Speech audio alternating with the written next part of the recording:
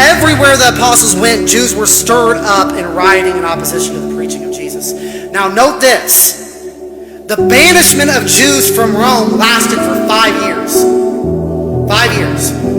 So for 5 years, these Jewish believers were gone from the Roman church. Gentile believers, on the other hand, who had remained, they were not banished. They continued to gather. They continued to teach. They continued to grow without their Jewish brethren. So for 5 years, the church in Rome had been exclusively Gentile.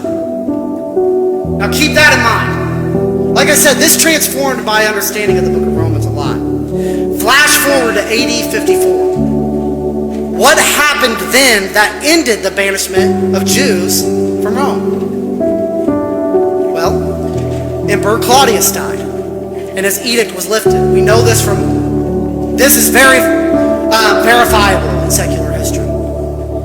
Emperor Claudius died in AD 54, and his edict was lifted. And what happened next? Well, after Claudius died and the edict was lifted, Jewish Christians returned to Rome. So all these Jews that were Christians were banned from the church, banned from their homeland, banned from their city for 5 years. The church remains, but it's completely Gentile. And now all of a sudden, after this edict's lifted, all these Jews are starting to come back into the church. But when these Jewish Christians returned home, they found that the church was looking very different. You see, it had lost its Jewish flavor because it was Gentile-led. There was Gentile customs. There was Gentile practices. You see, the Gentiles, us Gentiles, we don't have a whole lot of interest in eating kosher, do we? Does anybody want to volunteer not to eat pork and shellfish? Some do, but the vast majority of Gentiles don't really follow Mosaic dietary laws. They didn't have an interest in following Torah. They didn't observe the sacred feast days. They weren't observing Passover. They weren't observing the Feast of Pentecost. They weren't building booths on the Feast of Tabernacles. They weren't doing these things. They weren't getting circumcised.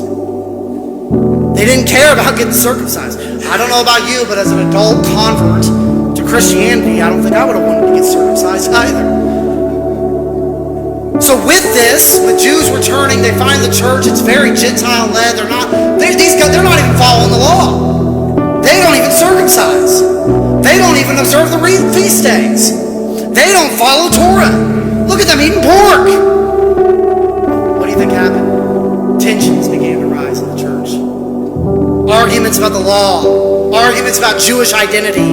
About the place of Israel and God's purposes. And into this real-life mess, Paul writes, does this make a lot of sense for anybody who's familiar with the book of Romans? It's all over the book of Romans. That's why we see so much in Romans about the relationship between the Jew and the Gentile. About the law, about circumcision, about Abraham and Israel and the grafting in of Gentiles. Paul is addressing this division, and you know what he's doing? He's pleading for unity. He's pleading for unity. He's calling this fractured body back to the foundation. And what is the foundation?